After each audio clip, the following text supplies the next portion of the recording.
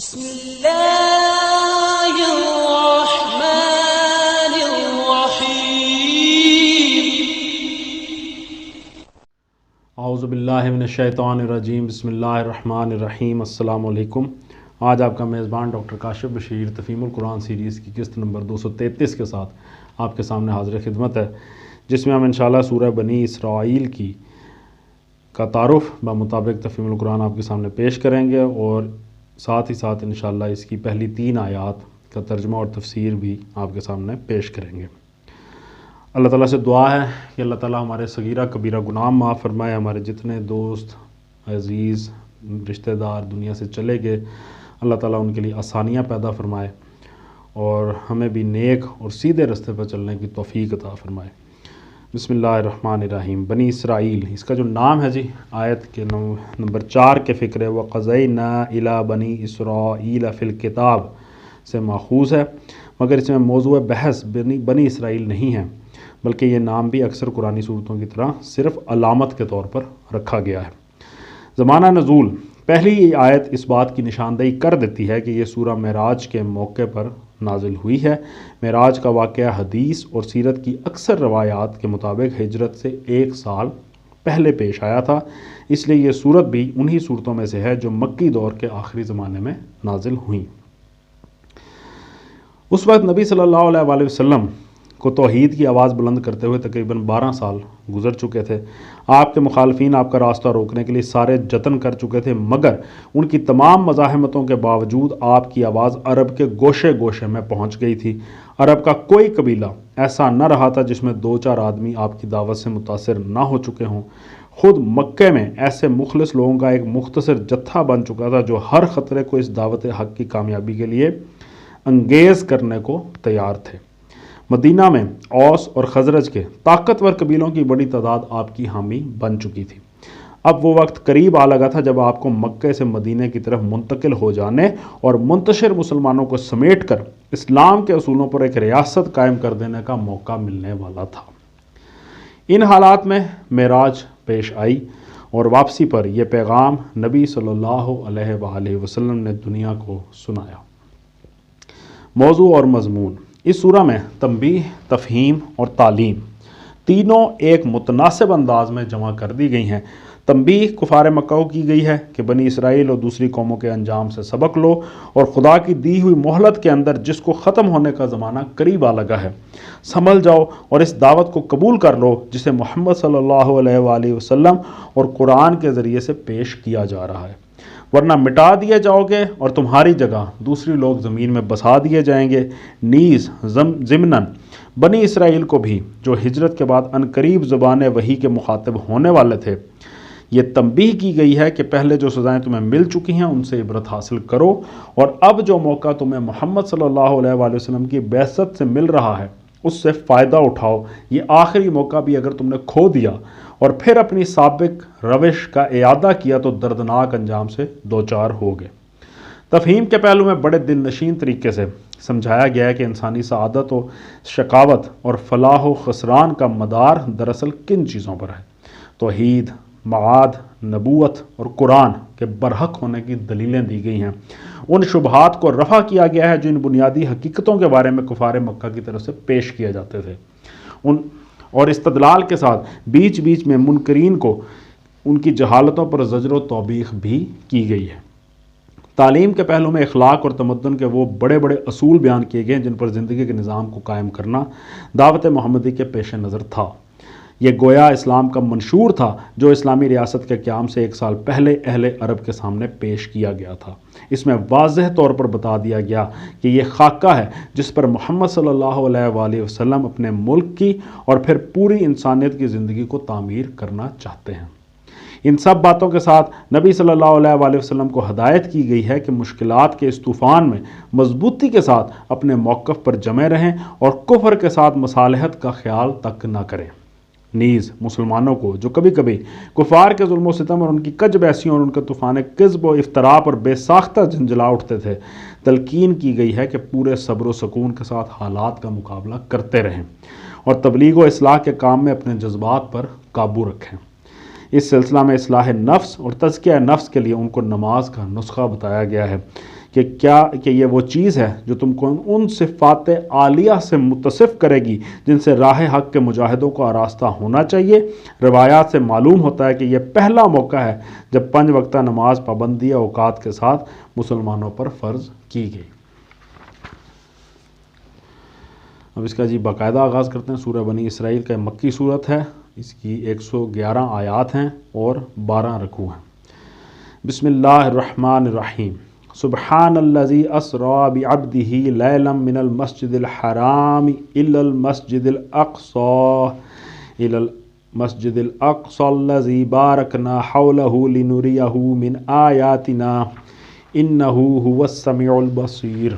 ترجمہ: پاک ہے وہ جو لے گیا ایک رات اپنے بندے کو مسجد حرام سے دور کی اس مسجد تک جس کے ماحول کو اس نے برکت دی ہے تاکہ اسے اپنی کچھ نشانیوں کا مشاہدہ کرائے۔ حقیقت میں وہی ہے سب کچھ سننے اور دیکھنے والا، تاکہ اسے اپنی کچھ نشانیوں کا مشاہدہ کرائے۔ تفسیر میں آتا ہے یہ وہی واقعہ ہے جو اصطلاحاً معراج اور اسراء کے نام سے مشہور ہے۔ اکثر اور معتبر روایات کی روح سے یہ واقعہ ہجرت سے 1 سال پہلے پیش آیا۔ حدیث اور سیرت کی کتابوں میں اس واقعے کی تفصیلات بکثرت صحابہ رضی اللہ تعالیٰ عنہ سے مروی ہیں جن کی تعداد 25 تک پہنچتی ہے۔ ان میں سے مفصل ترین روایات حضرت انس بن مالک رضی اللہ تعالیٰ عنہ، حضرت مالک بن صعصع رضی اللہ تعالیٰ عنہ، حضرت ابو ذر غفاری رضی اللہ تعالیٰ عنہ اور حضرت ابو ہریرہ رضی اللہ تعالیٰ عنہ سے مروی ہیں۔ ان کے علاوہ حضرت عمر رضی اللہ تعالیٰ عنہ، حضرت علی رضی اللہ تعالیٰ عنہ، حضرت عبداللہ بن مسعود رضی اللہ تعالیٰ عنہ، حضرت عبداللہ بن عباس رضی اللہ تعالیٰ عنہ، حضرت ابو سعید خدری رضی اللہ تعالیٰ عنہ، حضرت حذیفہ بن یمان رضی اللہ تعالیٰ عنہ اور حضرت عائشہ رضی اللہ تعالیٰ عنہ اور متعدد دوسرے صحابہ نے بھی اس کے بعض اجزاء بیان کیے ہیں۔ قرآن مجید یہاں صرف مسجد حرام یعنی بیت اللہ سے مسجد اقصیٰ یعنی بیت المقدس تک حضور کے جانے کی تصریح کرتا ہے، اور اس سفر کا مقصد یہ بتاتا ہے کہ اللہ تعالیٰ اپنے بندے کو اپنی کچھ نشانیاں دکھانا چاہتا تھا۔ اس سے زیادہ کی کوئی تفصیل قرآن شریف میں نہیں بتائی گئی۔ حدیث میں جو تفصیلات آئی ہیں ان کا خلاصہ یہ ہے کہ رات کے وقت جبریل علیہ السلام آپ کو اٹھا کر مسجد حرام سے مسجد اقصیٰ تک براق پر لے گئے۔ وہاں آپ نے انبیاء علیہ السلام کے ساتھ نماز ادا کی، پھر وہ آپ کو عالم بالا کی طرف لے چلے اور وہاں مختلف طبقات سماوی میں مختلف جلیل القدر انبیاء سے آپ کی ملاقات ہوئی۔ آخر کار آپ انتہائی بلندیوں پر پہنچ کر اپنے رب کے حضور حاضر ہوئے، اور اس حضوری کے موقع پر دوسری اہم ہدایات کے علاوہ آپ کو 5 وقتہ نماز کی فرضیت کا حکم ہوا۔ اس کے بعد آپ بیت المقدس کی طرف پلٹے اور وہاں سے مسجد حرام واپس تشریف لائے۔ اس سلسلے میں بکثرت روایات سے معلوم ہوتا ہے کہ آپ کو جنت اور دوزخ کا بھی مشاہدہ کرایا گیا۔ نیز معتبر روایات یہ بھی بتاتی ہیں کہ دوسرے روز جب آپ نے اس واقعہ کو لوگوں سے ذکر کیا تو کفار مکہ نے اس کا بہت مذاق اڑایا اور مسلمانوں میں سے بھی بعض کے ایمان متزلزل ہو گئے۔ حدیث کی یہ زائد تفصیلات قرآن کے خلاف نہیں ہیں بلکہ اس کے بیان پر اضافہ ہیں، اور ظاہر ہے کہ اضافے کو قرآن کے خلاف کہہ کر رد نہیں کیا جا سکتا۔ تاہم اگر کوئی شخص ان تفصیلات کے کسی حصے کو نہ مانے جو حدیث میں آئے ہیں تو اس کی تکفیر نہیں کی جا سکتی، البتہ جس واقعے کی تصریح قرآن کر رہا ہے اس کا انکار موجب کفر ہے۔ اس سفر کی کیفیت کیا تھی؟ یہ عالم خواب میں پیش آیا تھا یا بیداری میں؟ اور آیا حضور صلی اللہ علیہ وآلہ وسلم بذات خود تشریف لے گئے تھے یا اپنی جگہ بیٹھے بیٹھے محض روحانی طور پر آپ کو یہ مشاہدہ کرا دیا گیا؟ ان سوالات کا جواب قرآن مجید کے الفاظ خود دے رہے ہیں۔ سبحان الذی اسریٰ سے بیان کی ابتدا کرنا خود بتا رہا ہے کہ یہ کوئی بہت بڑا خارق عادت واقعہ تھا جو اللہ تعالیٰ کی غیر محدود قدرت سے رونما ہوا۔ ظاہر ہے کہ خواب میں کسی شخص کا اس طرح کی چیزیں دیکھ لینا یا کشف کے طور پر دیکھنا یہ اہمیت نہیں رکھتا کہ اسے بیان کرنے کے لیے اس تمہید کی ضرورت ہو کہ تمام کمزوریوں اور نقائص سے پاک ہے وہ ذات جس نے اپنے بندے کو یہ خواب دکھایا یا کشف میں یہ کچھ دکھایا۔ پھر یہ الفاظ بھی کہ ایک رات اپنے بندے کو لے گیا جسمانی سفر پر صریحاً دلالت کرتے ہیں۔ خواب کے سفر یا کشفی سفر کے لیے یہ الفاظ کسی طرح موزوں نہیں ہو سکتے، لہٰذا ہمارے لیے یہ مانے بغیر چارہ نہیں کہ یہ محض ایک روحانی تجربہ نہ تھا بلکہ ایک جسمانی سفر اور عینی مشاہدہ تھا جو اللہ تعالیٰ نے نبی صلی اللہ علیہ وآلہ وسلم کو کروایا۔ اب اگر ایک رات میں ہوائی جہاز کے بغیر مکہ سے بیت المقدس جانا اور آنا اللہ کی قدرت سے ممکن تھا تو آخر ان دوسری تفصیلات ہی کو ناممکن کہہ کر کیوں رد کر دیا جائے جو حدیث میں بیان ہوئی ہیں؟ ممکن اور ناممکن کی بحث تو صرف اس صورت میں پیدا ہوتی ہے جبکہ کسی مخلوق کے با اختیار خود کوئی کام کرنے کے معاملہ زیر بحث ہو، لیکن جب ذکر یہ ہو کہ خدا نے فلاں کام کیا تو پھر امکان کا سوال وہی شخص اٹھا سکتا ہے جسے خدا کے قادر مطلق ہونے میں کوئی شک ہو یا اسے یقین نہ ہو۔ اس کے علاوہ جو دوسری تفصیلات حدیث میں آئی ہیں ان پر منکرین حدیث کی طرف سے متعدد اعتراضات کیے جاتے ہیں، مگر ان میں سے صرف 2 ہی اعتراضات ایسے ہیں جو کچھ وزن رکھتے ہیں۔ ایک یہ کہ اس سے اللہ تعالیٰ کا کسی خاص مقام پر مقیم ہونا لازم آتا ہے، ورنہ اس کے حضور بندے کی پیشی کے لیے کیا ضرورت تھی کہ اسے سفر کرا کے ایک مقام خاص تک لے جایا جاتا۔ دوسرے یہ کہ نبی صلی اللہ علیہ وآلہ وسلم کو دوزخ اور جنت کا مشاہدہ اور بعض لوگوں کے مبتلا عذاب ہونے کا معائنہ کیسے کرا دیا گیا جبکہ ابھی بندوں کے مقدمات کا فیصلہ ہی نہیں ہوا ہے؟ یہ کیا کہ سزا و جزا کا فیصلہ تو ہونا ہے قیامت کے بعد اور کچھ لوگوں کو سزا دے ڈالی گئی ہے ابھی سے۔ لیکن دراصل یہ دونوں اعتراض بھی قلت فکر کا نتیجہ ہے۔ پہلا اعتراض اس لیے غلط ہے کہ خالق اپنی ذات میں تو بلا شبہ اطلاقی شان رکھتا ہے، مگر مخلوق کے ساتھ معاملہ کرنے میں وہ اپنی کسی کمزوری کی بنا پر نہیں بلکہ مخلوق کی کمزوریوں کی بنا پر محدود وسائط اختیار کرتا ہے۔ مثلا جب وہ مخلوق سے کلام کرتا ہے تو کلام کا وہ محدود طریقہ استعمال کرتا ہے جسے ایک انسان سن اور سمجھ سکے، حالانکہ بجائے خود اس کے کلام ایک اطلاقی شان رکھتا ہے۔ اسی طرح جب وہ اپنے بندے کو اپنی سلطنت کے عظیم الشان نشانیاں دکھانا چاہتا ہے تو اسے لے جاتا ہے اور جہاں جو چیز دکھانی ہوتی ہے اسی جگہ دکھاتا ہے، کیونکہ وہ ساری کائنات کو بیک وقت اس طرح نہیں دیکھ سکتا جس طرح خدا دیکھتا ہے۔ خدا کو کسی چیز کے مشاہدے کے لیے کہیں جانے کی ضرورت نہیں ہوتی مگر بندے کو ہوتی ہے۔ یہی معاملہ خالق کے حضور باریابی کا بھی ہے کہ خالق بذات خود کسی مقام پر متمکن نہیں ہے مگر بندہ اس کی ملاقات کے لیے ایک جگہ کا محتاج ہے جہاں اس کے لیے تجلیات کو مرکوز کیا جائے، ورنہ اس کی شان اطلاق میں اس سے ملاقات بندہ محدود کے لیے ممکن نہیں ہے۔ رہا دوسرا اعتراض تو وہ اس لیے غلط ہے کہ معراج کے موقع پر بہت سے مشاہدات جو نبی صلی اللہ علیہ وآلہ وسلم کو کرائے گئے تھے ان میں بعض حقیقتوں کو ممثل کر کے دکھایا گیا تھا۔ مثلا ایک فتنہ انگیز بات کی یہ تمثیل کہ ایک ذرا سے شگاف میں سے ایک موٹا سا بیل نکلا اور پھر اس میں واپس نہ جا سکا، یا زناکاروں کی یہ تمثیل کہ ان کے پاس تازہ نفیس گوشت موجود ہے مگر وہ اسے چھوڑ کر سڑا ہوا گوشت کھا رہے ہیں۔ اسی طرح برے اعمال کی جو سزائیں آپ کو دکھائی گئیں وہ بھی تمثیلی رنگ میں عالم آخرت کی سزاؤں کا پیشگی مشاہدہ تھیں۔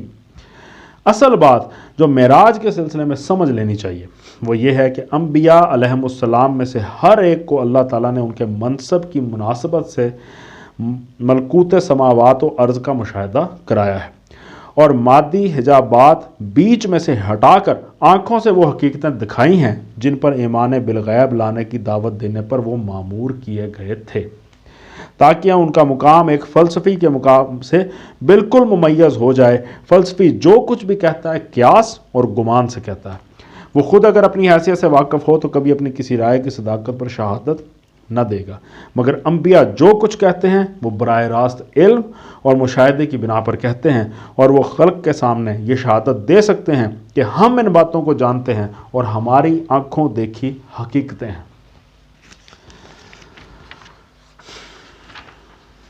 وَآتَيْنَا مُوسَى الْكِتَابَ وَجَعَلْنَاهُ هُدًى لِبَنِي إِسْرَائِيلَ أَلَّا تَتَّخِذُوا مِن دُونِي وَكِيلًا۔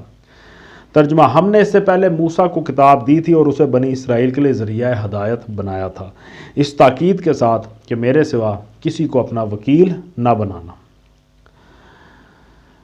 تفسیر میں آتا ہے معراج کا ذکر صرف ایک فکر میں کر کے یکا یک بنی اسرائیل کا یہ ذکر جو شروع کر دیا گیا، سرسری نگاہ میں یہ آدمی کو کچھ بے جوڑ سا محسوس ہوتا ہے، مگر صورت کے مدعا کو اگر اچھی طرح سمجھ لیا جائے تو اس کی مناسبت صاف صاف سمجھ آ جاتی ہے۔ صورت کا اصل مدعا کفار مکہ کو متنبہ کرنا ہے۔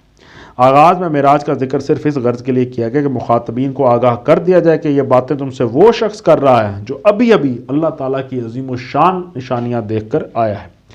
اس کے بعد اب بنی اسرائیل کی تاریخ سے عبرت دلائی جاتی ہے کہ اللہ کی طرف سے کتاب پانے والے جب اللہ کے مقابلے میں سر اٹھاتے ہیں تو دیکھو کہ پھر ان کو کیسی دردناک سزا دی جاتی ہے۔ مزید آیا کہ وکیل یعنی اعتماد اور بھروسے کا مدار جس پر توکل کیا جائے، جس کے سپرد اپنے معاملات کر دیے جائیں، جس کی طرف ہدایت اور استمداد کے لیے رجوع کیا جائے، تو یہ تاکید کی کہ میرے سوا کسی کو اپنا وکیل نہ بنانا، یعنی اللہ کو اپنا وکیل بناؤ۔ ذریۃ من حملنا مع نوح انہ کان عبدا شکورا، ترجمہ تم ان لوگوں کی اولاد ہو جنہیں ہم نے نوح علیہ السلام کے ساتھ کشتی پر سوار کیا تھا، اور نوح علیہ السلام ایک شکر گزار بندہ تھا۔ تفسیر میں آتا ہے یعنی نوح اور ان کے ساتھیوں کی اولاد ہونے کی حیثیت سے تمہارے شایان شان یہی ہے کہ تم صرف ایک اللہ ہی کو اپنا وکیل بناؤ، کیونکہ جن کی تم اولاد ہو وہ اللہ ہی کو وکیل بنانے کی بدولت طوفان کی تباہی سے بچے تھے۔ صدق اللہ العلی العظیم۔ الحمدللہ آج ہم نے سورہ بنی اسرائیل کی آیت نمبر 3 تک کا ترجمہ اور تفسیر پر غور کرنے کی کوشش کی ہے۔ اللہ تعالیٰ کا لاکھ لاکھ شکر ہے، جتنی بھی نعمتیں اللہ تعالیٰ نے بنی نوع انسان کے لیے پیدا فرمائی، خاص طور پر ہم اللہ تعالیٰ کی اس ایمان کی نعمت کا لاکھ لاکھ شکر ادا کرتے ہیں کہ اس نے ہمیں مسلمانوں کا گھر پیدا فرمایا اور ہمیں یہ ایمان کی دولت سے سرفراز کیا۔ اللہ سے دعا ہے کہ وہ اپنی خاص توفیق سے ہمیں بخشے اور ہم سیدھے اور نیک رستے پر چلنے والے بنیں اور اللہ تعالیٰ کو راضی کر سکیں۔ اسی دعا کے ساتھ آپ سے اجازت چاہیں گے، اپنا بہت خیال رکھیں۔ آپ لوگوں کا بہت بہت شکریہ۔ اللہ حافظ۔